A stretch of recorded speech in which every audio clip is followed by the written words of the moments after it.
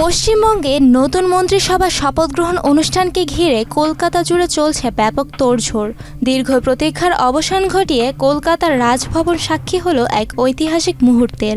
পশ্চিমবঙ্গের পরিষদীয় দলের বৈঠকে বাংলার বিজেপি সরকারের প্রথম মুখ্যমন্ত্রী শুভেন্দু অধিকারীকে বেছে নিয়েছেন কেন্দ্রীয় স্বরাষ্ট্রমন্ত্রী অমিত শাহ। আগামীকালই বাংলার পথ চলা শুরু হবে শুভেন্দু অধিকারীর হাত ধরে। আজ শুক্রবার রাজ্য বিজেপির বিধায়কদের বৈঠকে 207 জন জয়ী প্রার্থীর সঙ্গে বৈঠক করে শুভেন্দু অধিকারীকে পশ্চিমবঙ্গ বিধানসভার পরিষদীয় দলনেতা হিসেবে বেছে নিয়েছেন।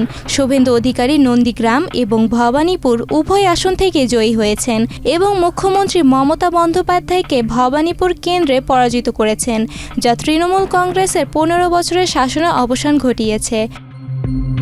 পদ্মা সেতু, মেট্রো রেল এবং এলিভেটেড এক্সপ্রেসওয়ে নির্মাণের গর্বিত অংশীদার বসুন্ধরা সিমেন্ট।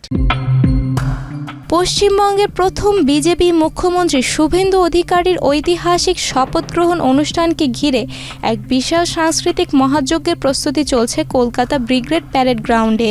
শনিবার সকালে এই অনুষ্ঠানে একদিকে যেমন শপথের মূল মঞ্চে দেবী দুর্গার একটি বিশাল প্রতিমা থাকবে, এর পাশাপাশি বাংলার মনীষী ও আইকনদের প্রতিকৃতিও প্রদর্শিত হবে। আমন্ত্রিত অতিথিদের জন্য মাঠে কয়েক ডজন স্টল বসানো হচ্ছে, যেখানে ঝালমুড়ি, রসগোল্লা ও সন্দেশ বিক্রি করা হবে। পুরো অনুষ্ঠান জুড়ে থাকবে ছৌ নাচ ও বাউল গান। এছাড়া বিশিষ্ট সঙ্গীত শিল্পীদের পরিবেশনা এবং সিঁদুর খেলাও এই আয়োজনের অংশ হিসেবে রাখা হয়েছে। কলকাতা ব্রিগেড প্যারেড গ্রাউন্ডে তৈরি করা হয়েছে 3টি পৃথক মঞ্চ। মাঝের মূল মঞ্চে নতুন সরকারকে শপথ বাক্য পাঠ করাবেন রাজ্যপাল।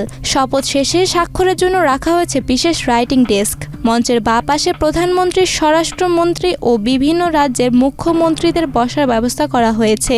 ডান পাশে থাকবেন নতুন মন্ত্রিসভার সদস্যরা।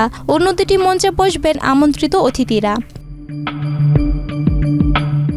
25শে বৈশাখ সকালে 10টার নির্ধারিত ব্রিগেড শপথ গ্রহণ অনুষ্ঠানে উপস্থিত থাকবেন ভারতের প্রধানমন্ত্রী নরেন্দ্র মোদী, স্বরাষ্ট্রমন্ত্রী অমিত শাহ, বিজেপির সর্বভারতীয় সভাপতি নীতিন নবীন সহ বিজেপি শাসিত বিভিন্ন রাজ্যের মুখ্যমন্ত্রীরা। পাশাপাশি সমাজের বিভিন্ন স্তরে বিশিষ্ট ব্যক্তিদেরও আমন্ত্রণ জানানো হয়েছে। কলকাতা পুলিশ কমিশনার অজয় নন্দ ইতোমধ্যে ভেন্যু পরিদর্শন করেছেন।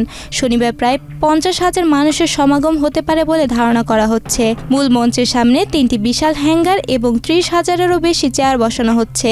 পুরো মাঠের চারপাশে 25টি গেট তৈরি করা হচ্ছে, যার মধ্যে 5টি থাকবে ভিআইপিদের জন্য। প্রতিটি গেটে বাংলার ঐতিহ্যের দিক ফুটিয়ে তোলা হবে। নুসরাত জাহান রিয়া, বাংলাদেশ প্রতিদিন।